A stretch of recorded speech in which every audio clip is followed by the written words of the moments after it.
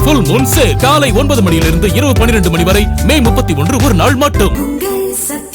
சைதாப்பேட்டையில் தமிழ்நாடு நகர்ப்புற வாழ்விட மேம்பாட்டு வாரியம் சார்பில் கட்டப்பட்ட புதிய குடியிருப்புகள் ஒதுக்கீட்டில் சாதி அடிப்படையில் பாகுபாடு காட்டப்படுவதாக புகார் எழுந்த நிலையில் தற்போது இதற்கு தமிழ்நாடு நகர்ப்புற வாழ்விட மேம்பாட்டு வாரியம் விளக்கம் அளித்திருக்கிறது. விவரங்களோடு இணைகிறார் நமது செய்தியாளர் மணிகண்டன். வணக்கம் மணிகண்டன், என்ன விளக்கம் அளிக்கப்பட்டிருக்கிறது? விவரங்கள்.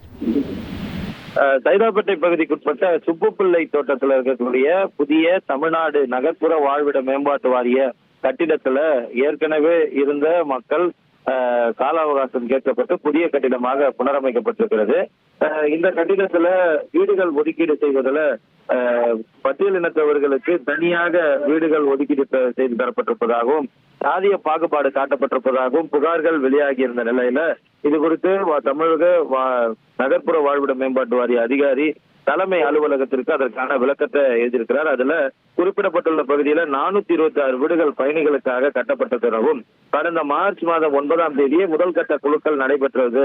அந்த நேரத்திலுமே கூட மேல் மாடியில் எங்களுக்கு வீடுகள் ஒதுக்கீடு செய்யப்பட்டிருக்கிறது. பழைய கட்டிடத்துல நாங்கள் கீழ்ப்பகுதியில இருந்தோம், எங்களுக்கு கீழ்ப்பகுதி தான் வேண்டும் என பிரச்சனை எழுந்திருந்ததும் அந்த நேரத்துல காவல்துறை குறுக்கிட்டதனால அந்த பொதுமக்கள் குடியிருப்புதாரர்கள் கலைந்து சென்றதாகவும் குறிப்பிட்டிருக்கின்றார். அது மட்டுமல்லாமல் அடுத்த குழுக்கள் மார்ச் 16ஆம் தேதி திட்டமிடப்பட்டிருந்த நிலையில தமிழ்நாடு சட்டமன்ற தேர்தல்கள் அறிவிக்கப்பட்டதன் காரணமாக தேர்தல் நடத்தை விதிமுறைகள் அமலுக்கு வந்ததன் காரணமாக குழுக்கள் நடைபெற முடியவில்லை, நிறுத்தப்பட்டது. அதற்கு பிறகாக தேர்தல் முடிவுகள் வெளியான பிறகு புதிய அரசு அமைந்ததற்கு பிறகாக கடந்த மே 14 மற்றும் 15ஆம் தேதி அடுத்த கட்ட குழுக்கள் நடைபெற்று சுமார் 335 பயனாளிகளுக்கு வீடுகள் ஒதுக்கீடு செய்து தரப்பட்டிருக்கிறது.